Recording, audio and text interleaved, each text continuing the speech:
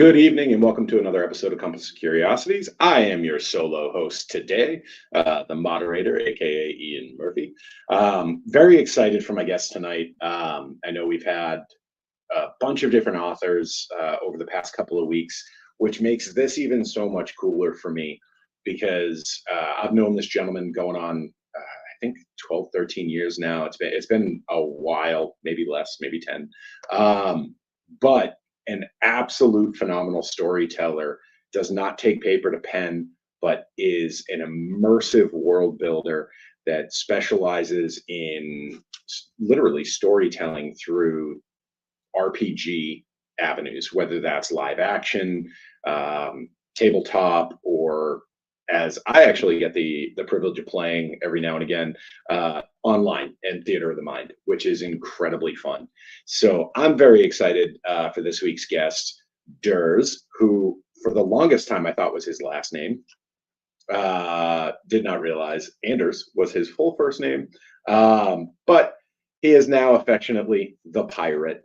That will be his only last name for me. So without any further ado, Durs, welcome to Compass of Curiosity. How are you doing tonight? Oh, doing great tonight. Excited to be here, and thanks for having me. No, thank you for coming out. And I appreciate you conformed to a dress code that you probably weren't even aware was there. Um, this is a sleeveless show. This is for folks with no sleeves. And so very pumped that we can both bring out the guns tonight. Yeah. Although yours are way more defined than mine. I gotta get back and do some work. Um, no, so you and I met back in like 2011, 2012, maybe no, probably 17, 13 or 18. no, it wasn't that far, was it? I think it was like 13 or 14, wasn't it? Was it Oh 17 no, or no, 8? I was graduating college back then. No, it was Me 17, 18 too. when I was back in Massachusetts. Yeah. 2014 is when I was graduating. Um, but no, you and I actually connected through like a weird set of circumstances where there was mutual friends, and then I was actually a mutual friend of a mutual friend. So it was like, 7 degrees of separation here. And we ended up connecting through Dungeons and Dragons up in Randolph, Massachusetts. And I've had an absolute pleasure kind of watching you and your journey and getting to like kind of hop in and out a little bit here and there of different experiences as you go, which has been just so cool to watch and to be a part of. Because very early on, um, you were like the kind of like the Chandler Bing of the group, where no one really knew what you did. Like everyone knew you had like a regular 9 to 5, but we could never tell you what your profession was for the longest time. It wasn't until years later that I even got a hint at what you were doing. But your ability to bring a story to a table and to a group of people was always exceptional, whether it was goofy, fun, exciting, emotional, or what have you. Um, so for you, because you are now effectively a pretty much, and correct me if I'm wrong, full-time content creator, yeah? Yeah. Yeah. So you went from slogging the corporate world to finding a passion, right? And something that you just thoroughly enjoyed. And you ran with it. So I have to ask, and I mean, most of these questions are going to be meatballs, and I'm probably going to tell a bunch of stories, but this is the big one for me because obviously the majority of our viewers and the people that interact with our show are on the paranormal side, right? Which is a hobby. And for a lot of folks, it's a hobby. Some people go professional, whatever the hell that means, um, where they actually become content creators in the space. For you, how did you know that you were going to be making that move from kind of traditional career path into just really diving balls deep in your passion and sinking or swimming, right? Yeah. And having made tons of characters, having played, various games, Dungeons and Dragons and doing stories, and whether it's LARP or various role-playing games. And just so folks know, live action role play. That's for anybody that doesn't know what a LARP is, where you actually get to put on the armor and get out there with your foam swords and shields and actually have a lot more fun with it than just sitting at a table with some dice. Yeah, so it was really this specific podcast group that we played in the pandemic, and everyone there has a role-playing background, a cosplay background, a role-playing in various contexts. Mhm. And our ringleader got us all together and said, "Hey, let's try it out. We'll see where it goes." And I will say Natalie, our game master, is the driving force that enables all of us to shine. I have all of the positive things to say about Natalie, and I think the simplest way to get how committed she is across to everyone is that she was valedictorian. So like she fucking tries and puts her whole ass into things. Yeah. And having that has definitely been something that we can all rely on, but we all bring a different aspect to the games, and that has been the nice improvement, whether it's my silliness or someone bringing in a character who's more mysterious, or some character who's just all heart. Just so many different flavors of things all coming together. It brings a real cool ensemble, and we're all telling 6 different stories in the same space. So after we started publishing, we were like, okay, no, we're doing good. We're hitting the emotional beats that one doesn't always hit. When you're playing games, a lot of times things can be, hey, you're just trying to get the biggest numbers. You're just trying to, wield a big, enormous, exaggerated hammer, or Nice use little min-max mechanics. are out there. Exactly. Which is absolutely a ton of fun. But for this project, it was about hitting the emotional notes and trying to come up with our characters' arcs. So instead of, hey, what are we going to smack this week? It's, okay, well, where's my character's headspace at? And what are they challenged by? And what sort of direction am I trying to take them? And all of us being able to apply that level of focus to our characters, I think, has been able to create tons and tons of story arcs and emotional beats. My character is an envy demon, so right off the bat, he was very monkey see, monkey do. I want that. I'm going to take this, and it was just a blast to copy and do what everyone else is doing. But even right off the bat, I knew, okay, he's going to be a jerk. He's a demon, but we're playing a role playing game, so I do have to make him want to be on a team and be a good guy. Yeah. So no murder hobos. Exactly, especially because everyone I'm playing with is such a sweetheart, such a nice person, that even me just casually insulting people is completely out of line. None of them would ever. So it was fun going and knowing the arc was going to be, okay, I've got to make this guy more of a cinnamon bun than an asshole. And everyone is, coming in with character arcs and dealing with, hey, what happens when you fail?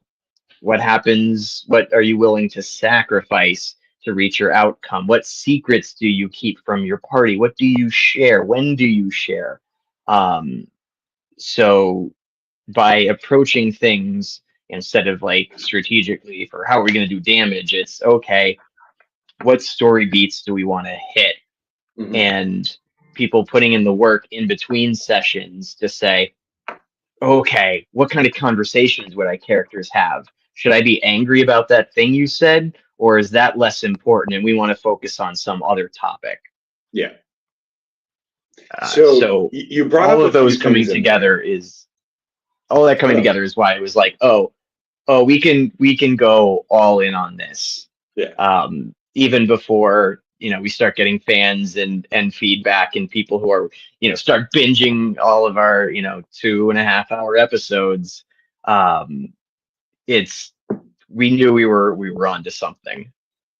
Well, you brought up a couple of beats throughout kind of describing that journey and with your group and with your other players and the game master there. So many people are unfamiliar with it, right? And I would argue that even in the paranormal space, it's actually very limited. I've had conversations with people. There's always interest, right? Like there's always that, like, oh, I've heard of it because it's cool now, right? Because there are like Critical Role and Dimension 20 and all these different things that are like out there that really are normalizing and kind of bringing it to the mainstream. To me, it almost loses some of why I've loved it for so long. And I kind of want to hear, your take on it, because the people that I've sat at the table with, I've played with phenomenal players. I've played with very, very inexperienced players. I have played with people that are there for the journey and then people that are there for a purpose, if that makes any sense, right? Like they have things that they want to specifically do and that's all they care about. And for me, one of the more exciting things and one of the more fun aspects of it to me are those emotional beats, are those interpersonal. And so when you're talking about, what do you share, what do you not, I feel like, and again, in the current climate, we're not gonna talk politics, we're not gonna talk anything out like that. But I will say, in the current climate, just in general as a society, I feel like there is a slippage of empathy that's happening, right? Like there's a degree of apathy that is kind of permeating to the top. And for me personally, playing these kind of games has always given, and I'm on, everyone who's ever watched the show knows I openly admit I'm a Spectrum kid. I am a feral raccoon. I do things a bit logically. I miss emotional beats. I miss different cues. But role playing games has enabled me to get such a database of what emotional responses look like. And it was in an environment where it was almost spoon fed, right? Because, oh, my character is upset because of XYZ, and this is how it's relative to their development. This is how it's relative to their backstory. And so now these data sets are coming at me where I'm able to contextualize emotional reactions I wouldn't otherwise understand. And so role playing games in general, whether it was on the PlayStation, the SNES, at a table in live action, have always provided me a higher degree of empathy towards the people around me. I talk pretty frequently with folks that I, on a very core fundamental level, disagree with almost everything that comes out of their mouth, but I can still see them as human and I can still see them as someone that is caring. So there is emotion there, but I just disagree with the direction that emotion's going. And so role playing games for me have been a tremendous tool for me in finding peace in moments of discomfort in my everyday life and having that extension of empathy. Do you feel that that is some of the things that you're experiencing, or what does the RPG side of your storytelling bring to the table for you? I would say that empathy is a huge part. The thinking outside yourself and looking at someone else and what their journey is like and how they're expressing themselves. You do it so much because you've got to do it for your own character. that Right. you've made up. You've Yep. got to do it for the other characters at the table, but Hmm. also while you're doing it with the other players Yep. at the table.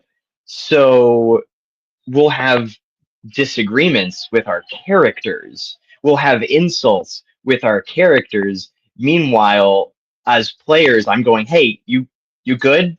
You good? Yeah. I brought up your character's age, but like that's cool." And they're like, "Yeah, yeah, go, go, go." Or, I get the angel in the group to say, "Fuck you, Damien." And I'm just like, Yeah. "Yes. Yes." Well, and Uh there's always this big hype, right? Like, even if your characters are in hard conflict, right? Like you're in a situation where two people at the table are forced to hit confrontation. We actually had it in our game not too long ago. And it was so awesome to hype up the other players at the table because they were concerned that there was that spillover, that bleed, right?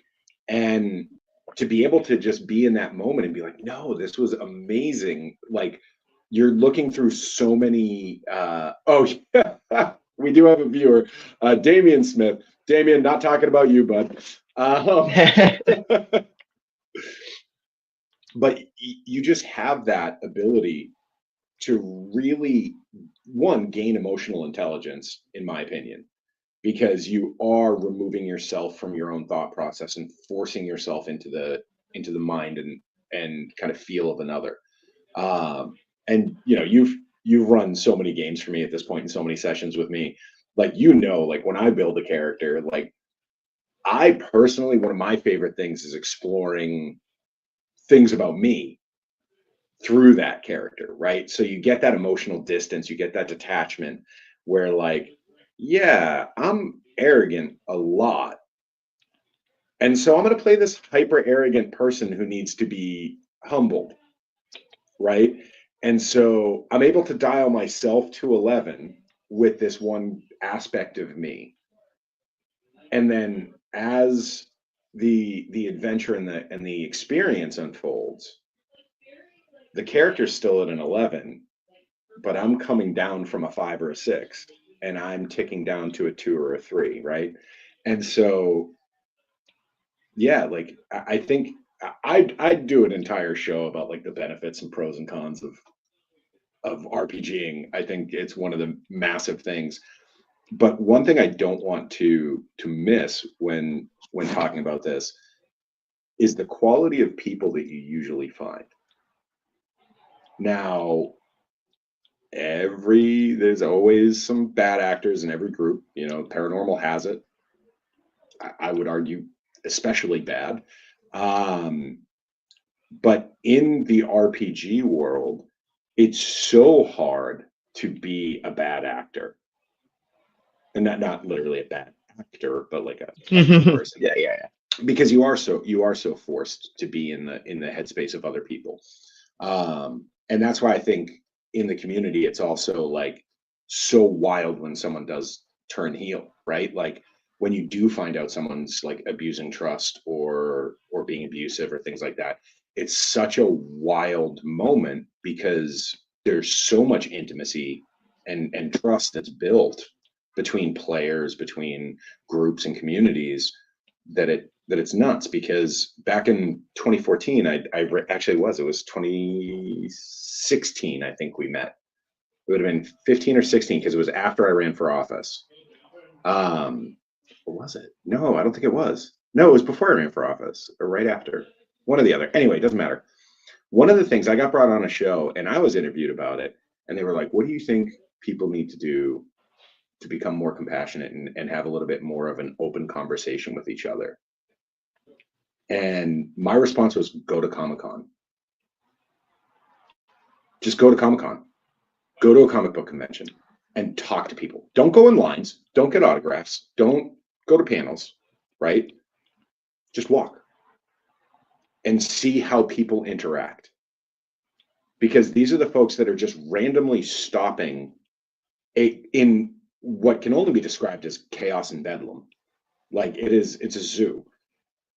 And people will go out of their way to walk over to somebody that clearly made their own costume and just hype them up. Like, that's amazing. Like, wow, you made that, like, clearly you made that yourself. And you aren't saying it like, clearly you made that yourself, right? Like, it is clear, but you're recognizing the passion, not the product. And so it's a positive spin on an otherwise potentially condescending thing, right? Um, yeah, like right here, you had a character with split personality. Yeah, and so it's actually it's not overcomplicated. And in fact, in a lot of game systems now, there are certain things that might cause you to start acting like a different person that you have to roll. So it's actually that's actually a mechanic that's been brought into a few games now. Um, but I feel like I'm talking over you here. I gotta get your take on this stuff because it has become to the it I would argue probably has peaked, right? Like we've probably seen like the absolute apex of like D&D RPG content and popularity. I'm not saying it's going to fall off and go back to like it was in the early 90s and 80s, but again, during COVID, everyone was kind of hanging out. That's when you saw a lot of these like principally D&D content creators just explode into the stratosphere. Um, so I also haven't seen anyone actually talk about this kind of stuff when it relates to role playing. And I think you're a particularly good person to talk to about this because, and stop me if I'm not allowed to talk about it, you are working at a camp, yeah? Yeah, And having a so blast. you're watching youths move through these stories physically because it is a live action scenario. And tell me a little bit about that because I would imagine if your radar's up, you see changes in growth of personality of the actual human from the beginning of the summer to the end. Yeah, and even in a single encounter, because instead of going to archery or boating, they're Yeah, they're coming to I'm out in the field and I was, you know, dressed up. I'm a hunter figure and I'm say, hey, I've got a bunch of heroes, I've got a bunch of mercenaries here, I've got some, jingle, I got some coins, the currency that yeah. we're using, and hey, I'm gonna take you on a quest, I'm gonna hunt some things. Oh, they got all excited because they know they can use those skill tokens for, trading in for consumables. So they're Hmm. like, oh yeah, let's go. Sure. Just like every other, adventure that we do, Yeah, you'll lead us and we'll go fight some teenagers in costumes. Cool, cool, cool. But, as we're going and, they definitely. start asking questions and, I start leaning into the fact that, oh, I'm hunting because I just want trophies for my wall.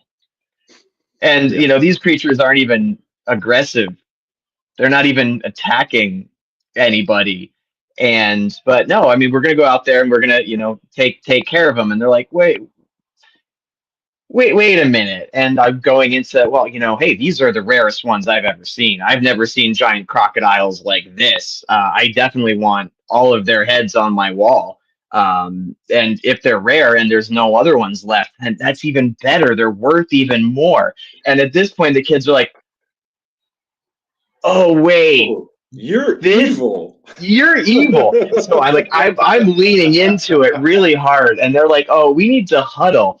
And because they're like, oh wait, one of our tenants as a group is like, we've got to be honorable and taking money to like, take out these. And again, it's just Endangered teenagers species. in alligator suits and not a dangerous species, not a problem at all.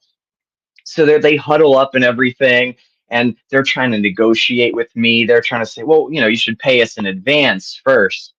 And of course, like, no, no, no. You want to lose a couple people in the way, and then you have to pay each person more. Like each person gets more of the total pot. So you've got to think, guys. And of course, they're heroes, so they're like, oh, we can't trust this guy. And they're like, well, what if we negotiate a little bit? What if we just kill one of the crocodiles, not all of them? Oh no, no, no. I have to have all of them. I can't have other people with these rare items on their wall. So they're like, okay, we're not going to help you. And I'm like, hey, I don't really need you anyway. So I go off to, fight the crocodiles, and they say, oh, hey, we're going to get our water bottles. They're on the other side. So they all surround me, and then they give it the 1, 2, 3, and then they all start whacking me. They're casting their disarms. They hit me with stuns. We sword fight, and yeah, it was great watching them go from, oh yeah, we're mercenaries, we'll do anything for money, to, oh no, I don't feel good about this. No, I this isn't the good guy. Anders Yeah. isn't our friend in this encounter. So even just in isolated instances, you get to see the growth and the changes. The conscientious objectors. Yes. So for And you, have you noticed anything about you, like your personal growth, like your personal journey, like that has changed because of this? Because I would imagine the weight of young minds must influence a little bit of this. yes, it's part of the skill is being able to adjust the presentation for who it's to, Yeah. because we've got 8 and Know 9 your year olds. audience. They're coming away. This is their first time away from home. This is their first time not being around their parents for a long time, being around all these scary people twice their size wielding weapons bigger than they are. Yeah. So you tone it down, you ham it up, you're silly, you're goofier. And then when, you got the older teens who've been with the program for a while, then it's like, oh, okay, now let's actually sword fight. Let's go fast. Um, and we have like the teen week at the end where it's only the older kids, and there we get to do some more mature things like Dracula instead of Yeah. goofy Don Quixote de la Mancha. So we they have to make more sacrifices. Death has more consequence. It's not just, okay, go back, heal, back in. Yeah. Um, and it's good seeing, like we were talking about the empathy before, in order to successfully, convince the villain to spill their plan, in order to, when you're rolling persuasion checks, you and your DM, or at camp, me and the kids or the other Mhm. people in the scene, have to think about the person's mindset and what would actually change their mind. Yeah. Um, what would actually convince them to listen? What are they looking for? So like when I was the hunter, I was like, I'm jingling the coins. I know what That's they're interested in. that's the bait, But what they're right? really interested in is being good guys and doing the right thing. Um, or when uh, one of the days I was playing a character who had secret information about the bad guy's plans, and they had to convince him to share. Well, Yeah. the mechanic was, and this character is based on a character from Gravity Falls who's completely full of himself but gives in to flattery. So it's a matter of sort of letting the kids know, hey, flattery works really well on this guy. And then all of a sudden they're like, oh man, we love your hat. That's a really cool necklace. Can I see? And then all of a Yeah. sudden it's like, oh, well, see, you guys are nice and polite. You guys are friends. Hey, the bad guy's doing some really crazy stuff over in this location. You're gonna want to be safe. I don't want you guys to get hurt. And they're like, Yeah. oh wow, that's really cool. So being able to figure out what people's weaknesses are and buttons are helps get you out of your own head and thinking about, okay, other people went through different life circumstances to make them like that. Maybe the guy who really is susceptible to flattery probably hasn't been getting a lot of compliments. you know the the guy who's, oh yeah, just money solves all my problems. Well, money has probably solved all of his problems up to now. Yeah, right. So, Yeah, so it gives you a chance to think about, how other people got to where they are. And what gets people to conventions is they've found the things they love, and yeah, conventions are a beautiful space where everyone, and Renaissance fairs and gaming groups where people are like, hey, I'm going to create something silly. I'm going to create something that I like, that relates to me. It's a joke, it's a character, it's yeah, a story that's personal to me, and I'm going to get it out there and share. And we're all agreeing in this space that sharing is okay and sharing's encouraged, you know, and we're all going to punch Nazis together. Yeah. So it's a nice teamwork, and we all get together and have a nice shared experience where you lose a lot of the judgment, because instead of, oh, I don't like something, yeah. therefore it's bad, and everyone who likes it's bad. It's like, no, you know what? I didn't care for this anime, but hey, this person's really into it. So, I mean, Yeah, I can this see person why spent they're into hours it. and hours pouring into their outfits, into their costumes, and their, Yeah. yeah, it's a lot. And I think that too, like kind of like what I was saying before, was like it's about acknowledging the passion, not the product. Like, Mm. and there are so many folks, and I think I'm passively drawing the lines between what we do in the paranormal and like con and what you're doing with RPGs. And I think I probably the viewers, we get a lot on repeat. People catch us afterwards. So half an hour in, I probably should draw that parallel. Um, the judgment, right? And the just like the condescension is something that in the paranormal side is very rampant, right? Even at our cons, which I find incredibly interesting, where there is just drama and backbiting and like hostility at paranormal conventions, which is super weird. I'm really excited for the main horror paracon. That's actually run by a couple that I know pretty well, Jeff and his wife, um, that are not they're really bent on making sure that that's not the vibe, that that's not the energy, because they've gone to cons, right? They've gone to other cons, um, and so like I'm super pumped for that. But when you're around folks that are all echo chambering the same interest, there's a lack of competition, I feel like, in kind of the nerd space. Like it's not really a competition. In the paranormal, we haven't really gotten past the whole I'm a bigger person than you in the community, blah blah blah, like all that kind of bullshit. I'm very excited to see the day when that actually kind of when that flip happens, where it's like, oh no, we are a community, we aren't a hierarchy. But again, when you start dealing with egos and shit like that, which there's ironically not a lot of folks that realize that, like, so most investigators will agree when you go out for an investigation, you lead with empathy, right? Like if you're gonna go out, you're gonna like try to interact with whatever energy's there, right? Whatever's kind of kicking around. You have to lead with energy, like with positive energy and empathy. But then the moment there's a human in front of them, it's like they completely forgot. It's condescension, it's backbiting, it's criticism, it's these different things.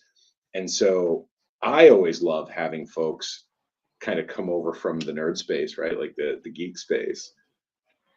And it's just like their minds usually get blown by the absurdity of how some of the people in the field treat each other. Because it's like you come from, whether it's fandoms or gaming or anything like that, where everyone's just kind of like, oh yeah, I don't like that game, but you dig it. That's awesome. Have fun with it. Here on the paranormal side, it's like, oh, I don't like that method, and you're a liar for using it. Like it's just this weird, like, I don't know, super not positive, not a great vibe. Um, back to why I love what we do, right? Like I get to, and when I say we, what we do, Anders and I usually participate in bullshit games, like where we just kind of play merry fuck about and find the wildest way to screw with whoever's running the game. And just like, and really have fun with it. But we have hit some emotional beats, which I've really dug. Um, Even with goofy characters, like where we just try to be as goofy as possible, catching some of those emotional moments. Um, so for you, where did you start playing? Like for me, it was like 1989. It was a local comic book shop, and it was like moldy and poorly lit, and relatively questionable. I would compare it to like a biker bar in vibe, because it was just kind of that seedy comic book shop that was just buried in the middle of the town for no reason besides the rent was cheap and the guy knew the owner. Yeah, I started entirely too late. It wasn't until after college uh, that I actually was like, hey, wait a minute. I'm an adult. I can do what I want. And every time I've ever heard or looked at anything Dungeons and Dragons themed, or when a TV show is like, oh, we're gonna have a D&D episode, or we're gonna put on wizards, or this person's gonna be a fighter, I was like, that's super cool. That's really cool. So once I was out of college, I was like, okay, I'm just gonna, I got the internet. I can find a game store that's having games. I'm gonna walk in, and uh, I kept doing that, and it was like, okay, no, this is good. This is fun. We get, some cool story. We get a bunch of people together. We're rolling dice. No one knows what's going to happen. My character immediately, we're deep in the Underdark. My first character, the ranger, just failed a few confusion checks because the fish people summoned a big god, and my guy went crazy and was like stabbed and killed off, so I had to like immediately make a new character, and I was like, oh, this is awesome. This is great. So it's as great as I always knew it was going to be. So doing that over and over and over again, Yeah. um, in different stores, in different groups, just because it's so much fun to see what happens when you put a bunch of people and a bunch of imaginations together. Um, and then, doing it like, okay, how can I have even more fun? Okay, well, then it's the min maxing. It's like, okay, well, how can I also have more fun when, you're watching, like Critical Role starts to come out, and you're like, oh, okay, wow, they're having some really good stuff, and they're not even fighting anything. They're not Yeah, even that's fighting anything, and I this is good. They're not so even fighting anything, and this is good. people get so mad at like the Mercer effect, like and now we're talking over most of the people that would watch this probably. Um, but this idea that like you're going to have these like wildly dynamic interpersonal conflicts, growths, interactions, and everything like that.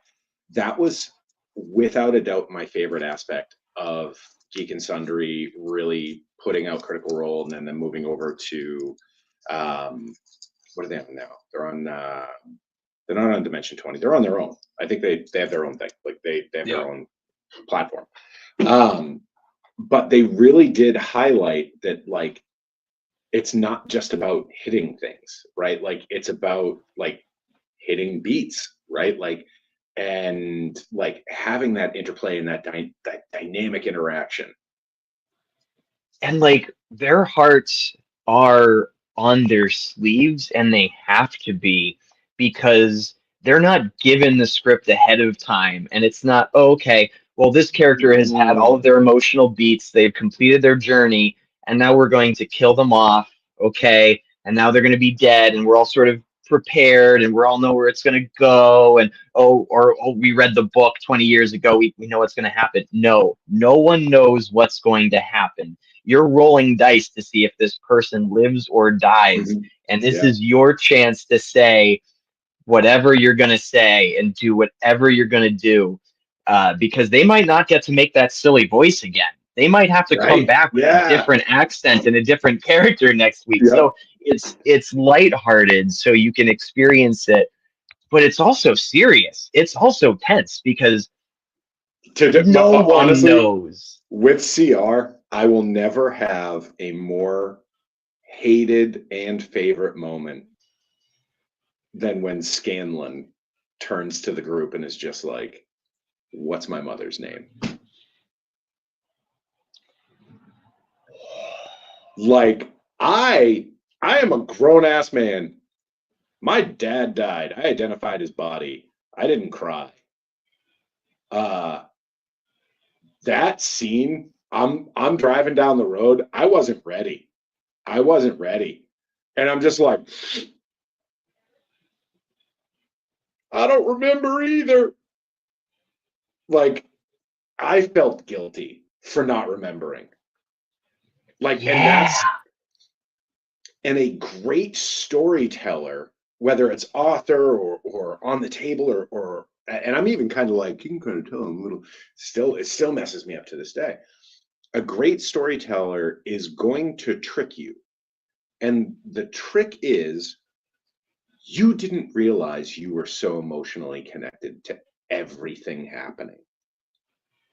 You're so immersed in the moment and in the story and in the experience that you forgot it's a story. Like, it's like you really have, as if these characters are real people. Like, the more, I guess, mainstream analog is like, look at men who watched the last 10 minutes of Guardians of the Galaxy 2 for the first time when they do Yondu's send off, right? And then all the fireworks hit and all of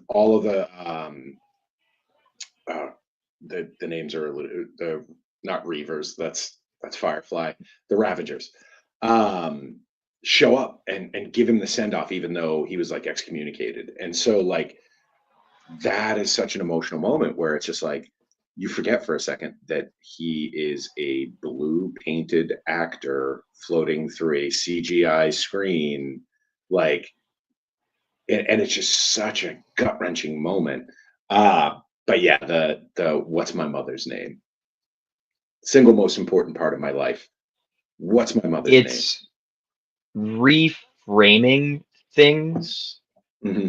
because for everything that happens, people will interpret it in different ways. Yeah. So in that scene, we had Scanlan, who's Mr. Jokey, who's Mr. Funny Man, who's Yep. just the Never serious. party's morale. He's just always a goof, He's the immoral always trying to support. get laid. Yeah, Yeah. exactly. And you can see that lens, and you've been going in that framework, and all of a sudden he flips it and he says, that's not what's been happening at all. I've been putting my heart into this group, being this backbone, being Yep. this supportive person. I've helped you, I've helped you, I've helped you, I've helped you, I've helped you. I'm asking for your help now. Yep. And you guys just treat me like the funny man. You don't Well, treat me and like in a fact, they person. had You don't accidentally know betrayed him. about me. They had Yeah. unintentionally betrayed him because he asked something relatively simple, which was like, just don't tell my estranged daughter that I'm here. Like, don't tell her. Don't tell her I'm dying. Don't tell her I died. That's all I got to do. Don't tell her that. They like covered him in mayonnaise or some shit. Yeah. Like, and so they goofed with him. They brought him back and they told her like he had died. And but they were able to bring him back. Like, and he just asked for them to skip that part of the story. Like, just don't tell her that I'm mortal. Don't tell my child I can die. And they did. And that's when it all fell down. And he was just like, I've done everything you've ever asked of me. The one thing I ask you not to do is the first thing you do when I'm gone.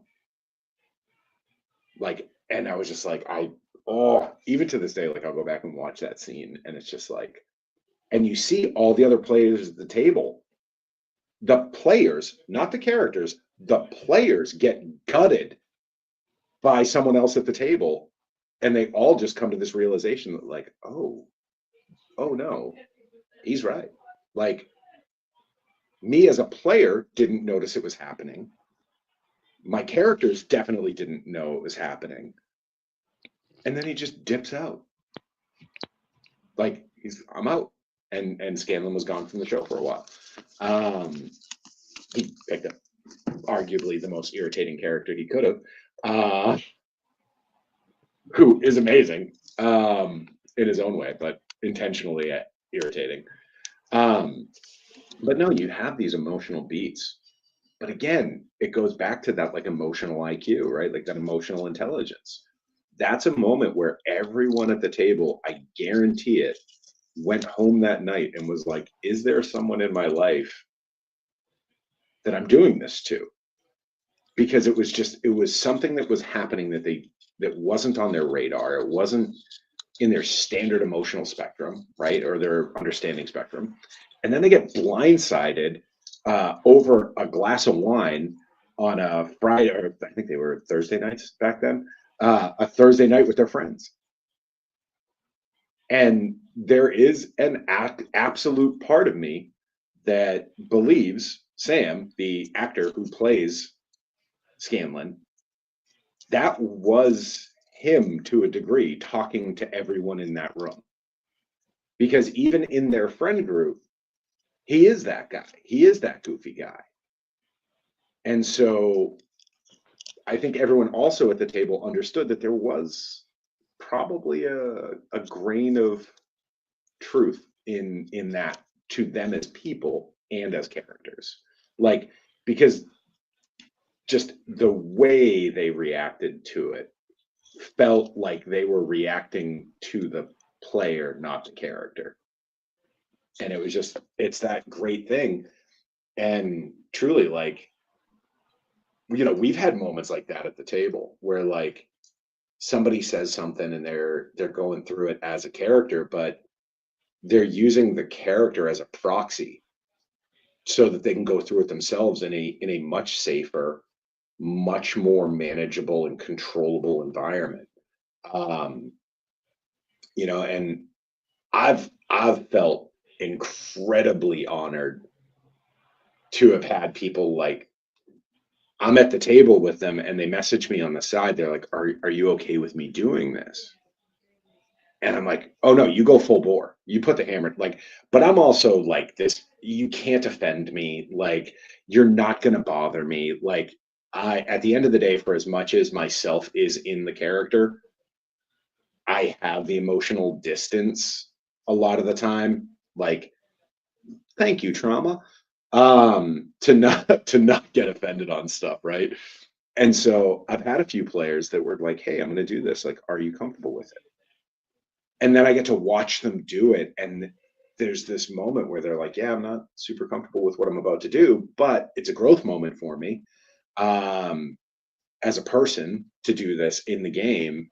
And it's just so great to be able to be a part of in a super tiny, insignificant way of someone else's like just personal growth and journey. Like, it's definitely It's one of the my favorite parts. reason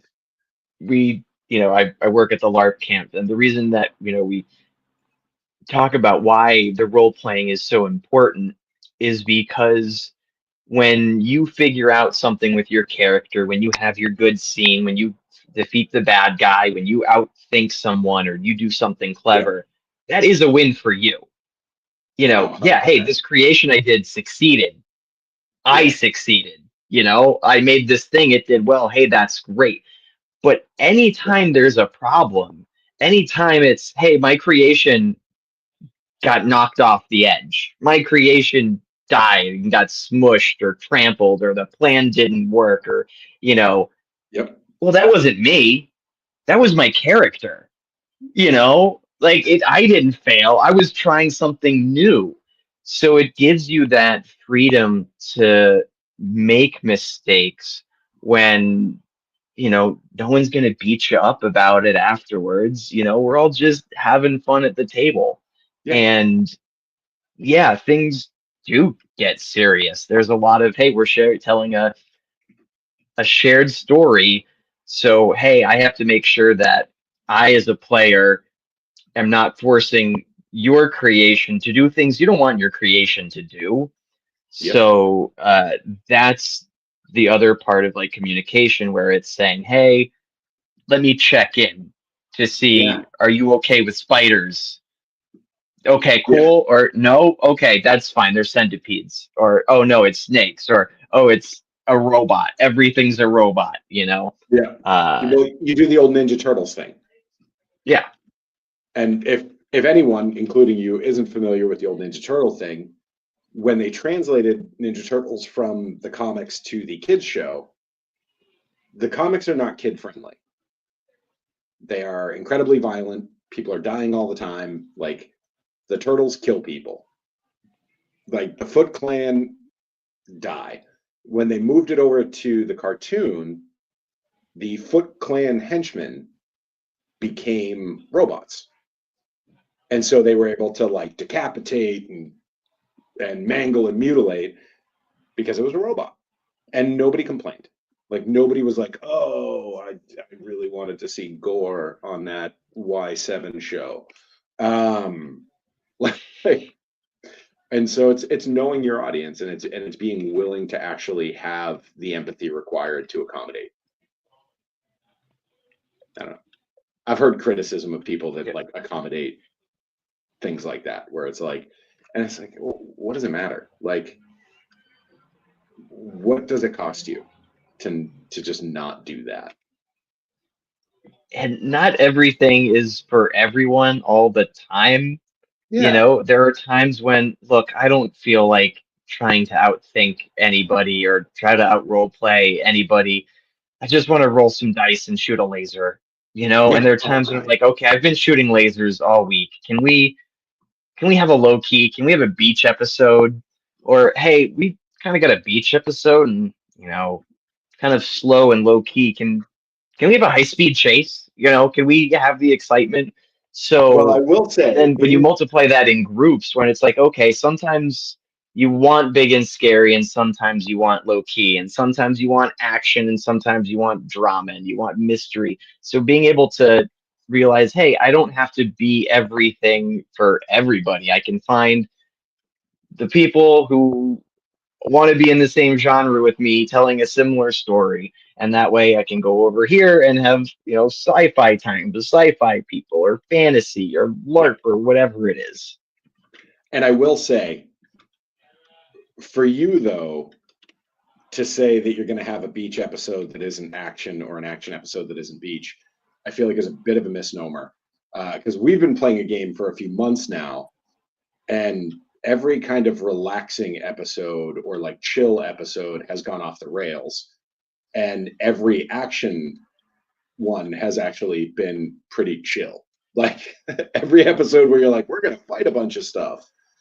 It's like, oh no, the fight ended super fast. And now you're just kind of figuring out the aftermath.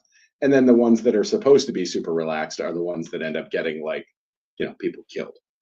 So, or kidnapped or refenestrated.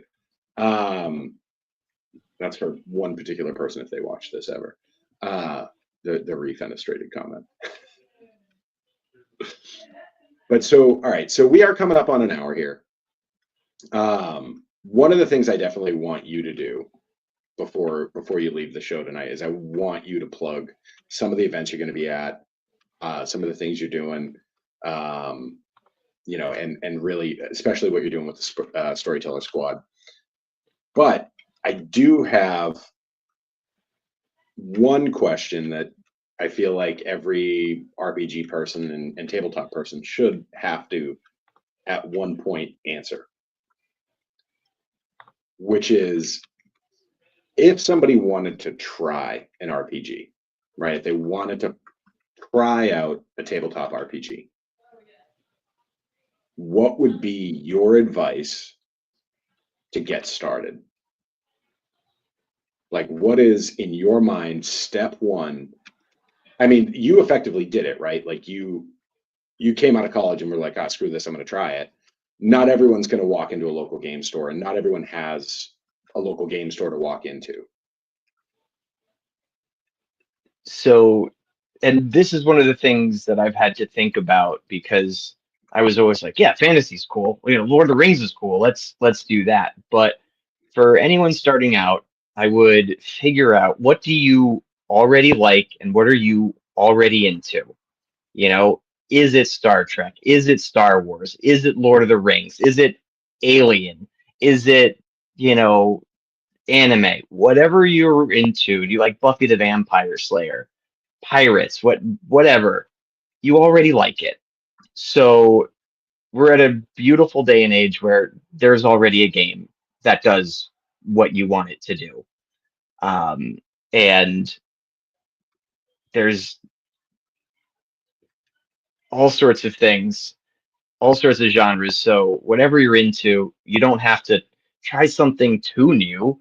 You know, you Mhm. can play in the universe that you've always wanted to play in. There are other people playing in those systems, playing those games that are itching for more people to play with. So it's a little bit to do some Google searches and find out. Uh, but there's enough communities. Do you use Reddit? Okay, go for Reddit for the system that you're interested in. Do you just watch stuff on YouTube? Do you like audiobooks or podcasts? Um, there will be content in TTRPGs. You know, I like Star Trek, and I found a podcast that plays the Star Trek TTRPG. It's great. I get to get Star Trek content without watching Star Trek content. And Yeah. now I'm like, okay, well, now I want to play this game and this system. And there's so many. If you like just throwing characters away, if you like, I mean, if if you you want like to sit throwing there with a mech, characters yeah. away, I'm not gonna lie, our community is great for that.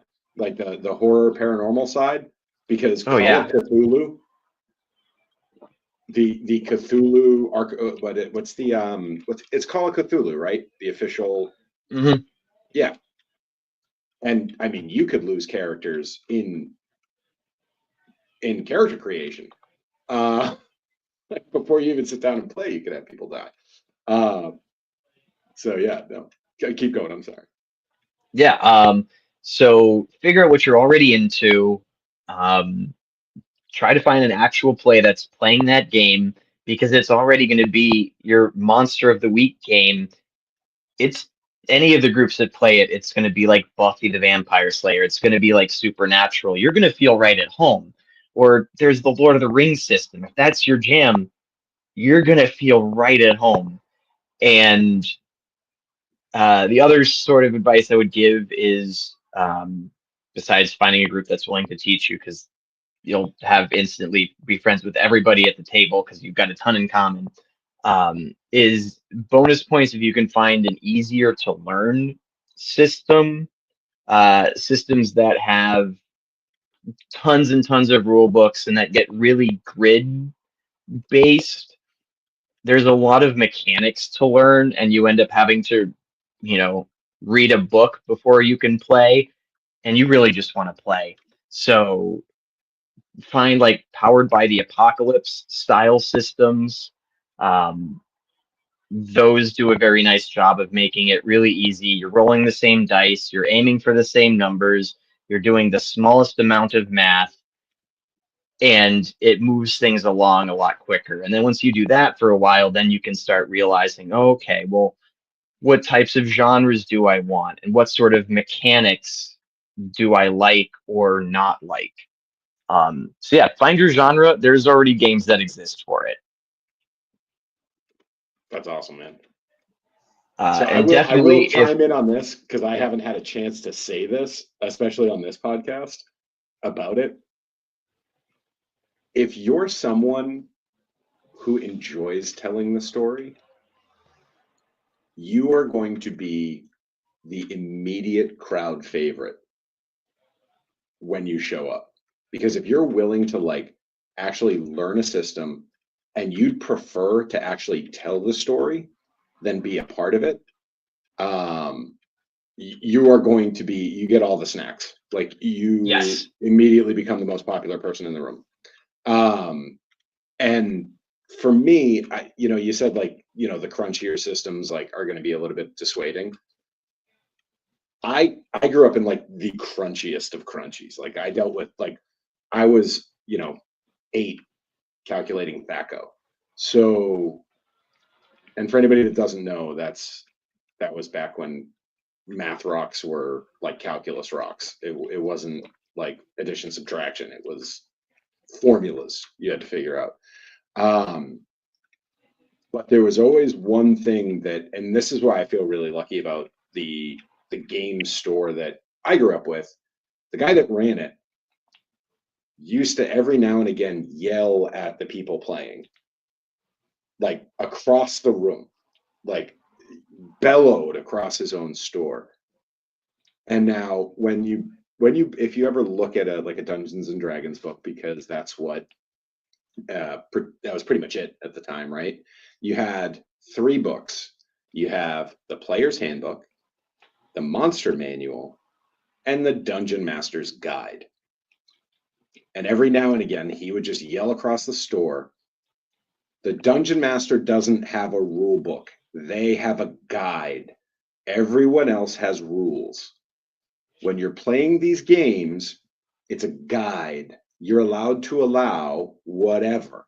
And you're allowed to ad lib. You're allowed to just rule. And in the community, it's called rule of cool. Like, is it in the rule book that you can jump off the top of a cliff with your great sword and fall down onto a dragon's head like a movie? No. In fact, the jump is actually going to cause you an action, and then the attack's going to cause you an action. So unless you actually have everything to do it, you're not going to be able to do it. But when you're at the table, that's what makes these moments memorable. So, like, just understand, like, there might be these giant rule books. You don't have to follow them all. Like, you can make a lot of them up on your way. Like, I have rules that, like, when I very rarely run a game, I have certain rules I do that are not in the book, and a lot of people would hate them. A lot of people would love them. So there's a bunch of different things you can do to make it yourself. All right, so we are now just past 10.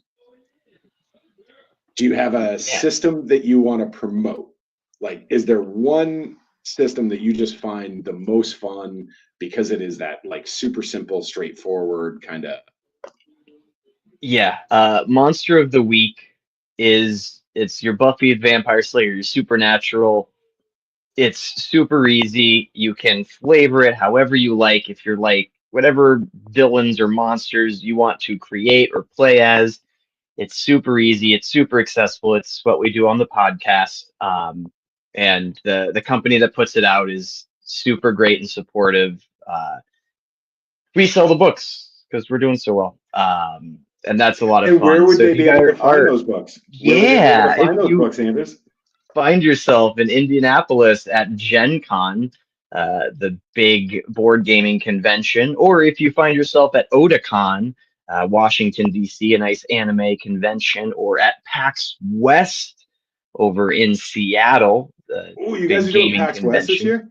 Oh, we do all the PAXs, East, West, Oh, that's and awesome. Unplugged. So we'll be doing Unplugged in Philadelphia, which is a lot of fun because there's not the video games, it's just the Just board tabletop and games. just board games.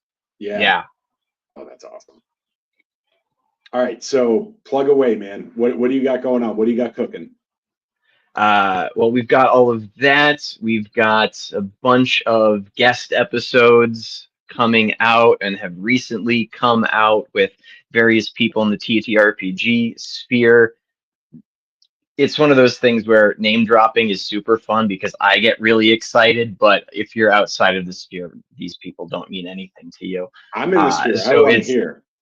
yeah, yeah, but no, it's good, and we've got some upcoming ones which are entirely too cool, and fingers crossed everything pans out. But we'll be working with some of the big names in the industry, and we're working. I don't even know if I can say that Hero Forge is looking at sponsoring us, but regardless, lots of we're getting I bigger didn't hear anything. sponsors, we're getting bigger guests. So it's been cooler and cooler watching the momentum grow. So if somebody watches this and, over the next couple of days and is like, oh, this Durs guy seems like pretty interesting to watch. He can speak well, and it sounds like he has fun with it. I wanna listen to something that he does. Where are they finding that? Wherever you listen to podcasts, Spotify, Apple Podcasts, or when we upload episodes, they go everywhere, even YouTube. So we've got plenty of backlog. We have catch-up episodes if you want to skip Who's the first we, season. Anders? The The name of the channel, damn it! StorytellerSquad.com. Yeah, sorry. I'm like trying The to get you just to say Storyteller the damn Squad. name. Yeah. Thank So you. StorytellerSquad.com, right? Check out Durs Yep. and the rest of the crew. And you guys post every. Oh, the posting is not going to be the consistent part. You are going to have to be patient because editing takes time, and in order to help pay for going to conventions to talk about the show, we've got to have a whole merchandising operation, and we've got to go to the shows. So there is a lot on the plate to make these things happen, but they are all big, they are all epic, and they're all awesome. And I am very lucky to be a part of, and I also kick ass. Like, I'm actually really proud of the stuff we've been putting out. So No, I'm not it's gonna really nice lie. getting I positive haven't gone responses. back to all of it. Like I'm jumping because you'll post something and you'll be like, oh, because I'm in the Discord. I'll see somebody say something and then I'll like pop in and take a look. But like I should be better. I should be a more supportive friend, and I should actually probably start to finish it instead of like jumping chapters because I've been lost a few times. Like Well, where I'll listen to something that happened like a year ago and then skip 9 episodes. And then just jump in and I'm like, oh, where is everybody? Like this is new. So I gotta be better. oh, it's all good. There is plenty of content. So, and even we have a shorter pirate series, which is just 13 episodes. So if you're not willing to commit to, we're not at One Piece levels, but if you're not willing to commit to, Bleach levels, even, But we've got a nice little 1 season standalone pirate series in Seventh Sea. The Fate of which the Thorn, which you is on the just Writers got Room me podcast. into 7C, by the way. Yeah. I love that system.